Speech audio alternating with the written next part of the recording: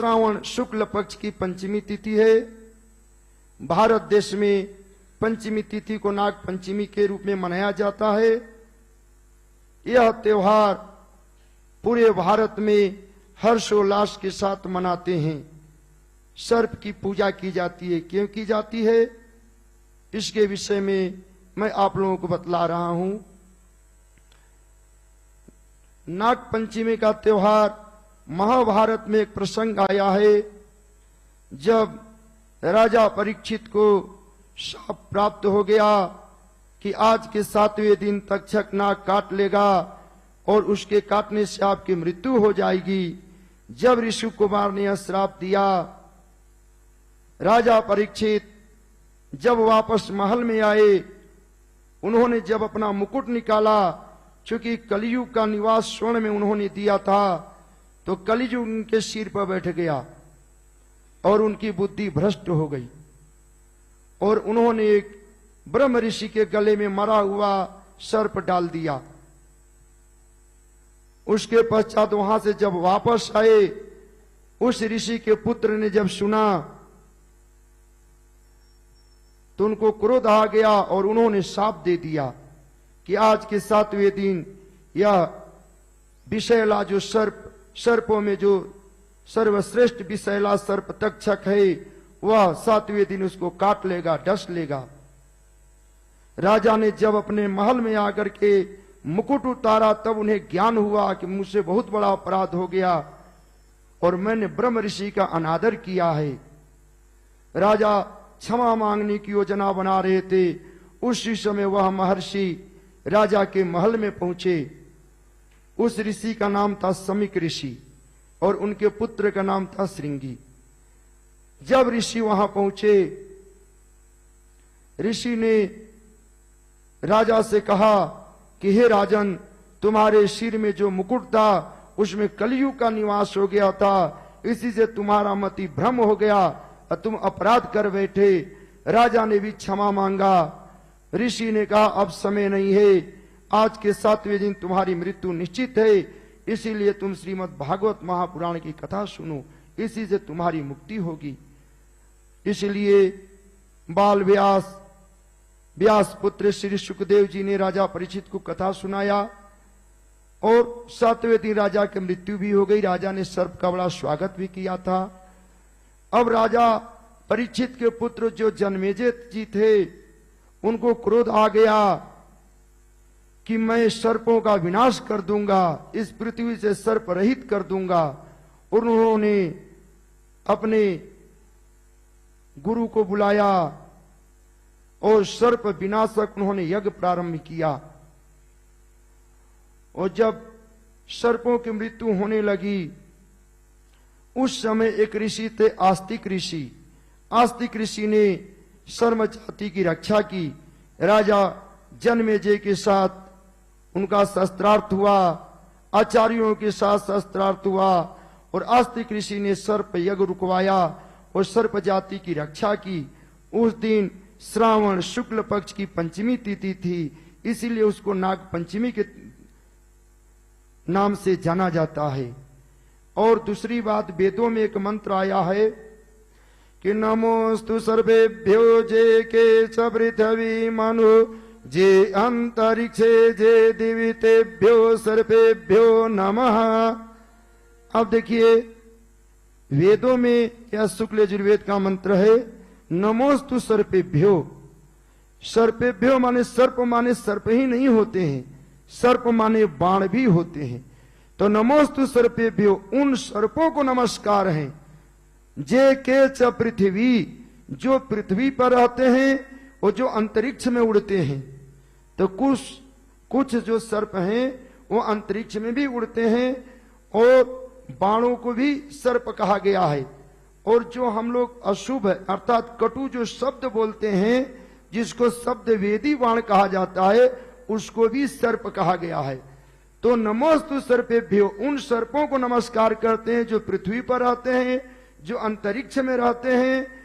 और जैसे आज के जमाने में जब हम गोली चलाते हैं, तो जो अंतरिक्ष में गोली चलती है उसको भी सर्प ही कहते हैं, अस्त्र को भी सर्प ही कहा जाता है। तो उन सर्पों को नमस्कार है जो पृथ्वी पर रहते हैं, जो अंतरिक्ष में उड़ते हैं, और जो हमारे हृदय में कटु वाणी बन के निवास करते हैं, जिसके द्वारा दूसरे को ठेस पहुंचता है, कष्ट पहुंचता है।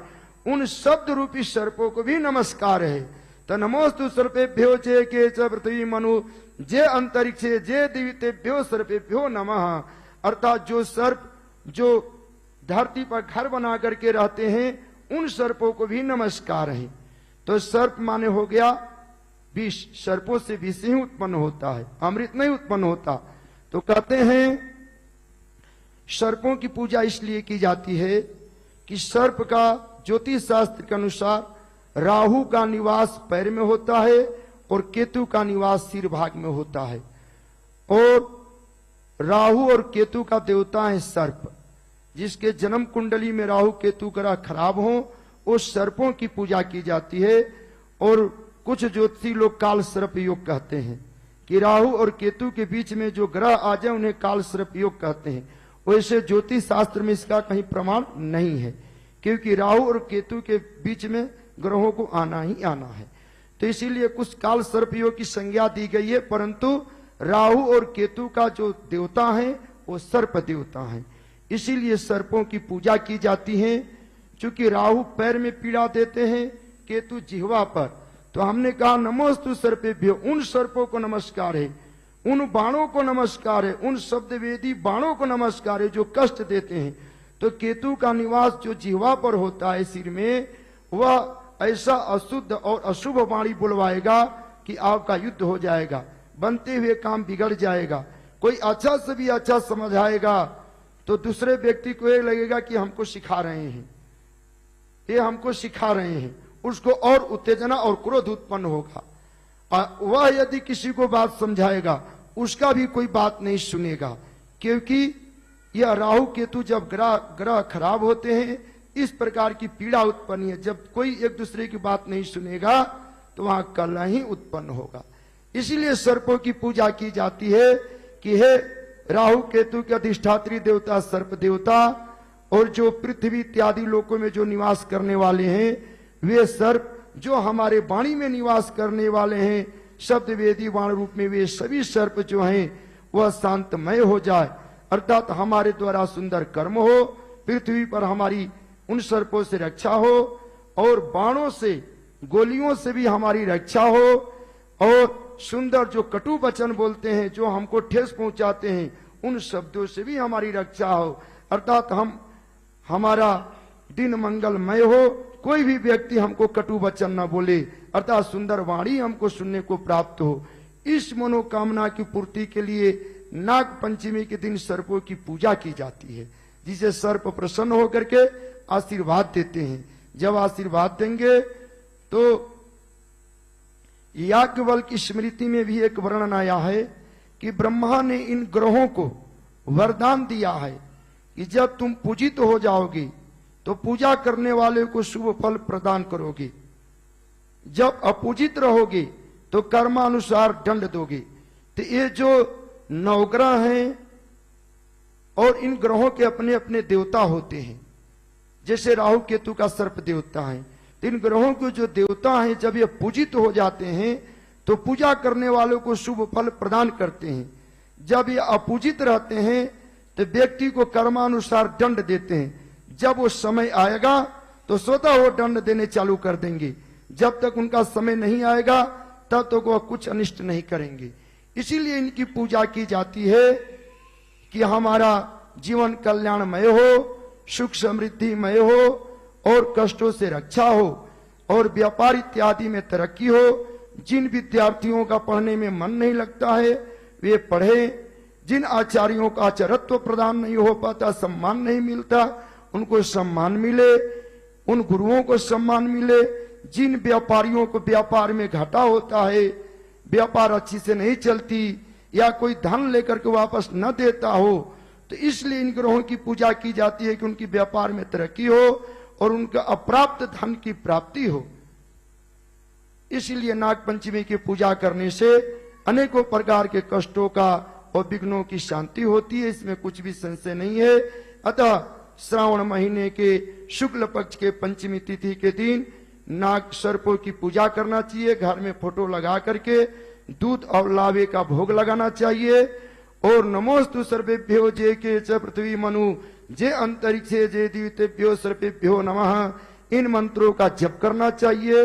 अगर इन मंत्रों का जप न कर पाए तो जो लौकिक मंत्र हैं या जो उन सर्पों का जो नाम है उनका नाम लेने मात्र से भी अकाल मृत्यु भी नहीं होती, सर्प जनित बाधा उत्पन्न नहीं होता और समाज में मान सम्मान प्रतिष्ठा की प्राप्ति होती है। कभी अशुभ और कष्टदायक शब्द सुनने को नहीं मिलते। बोलो सच्चे दरबार की जय।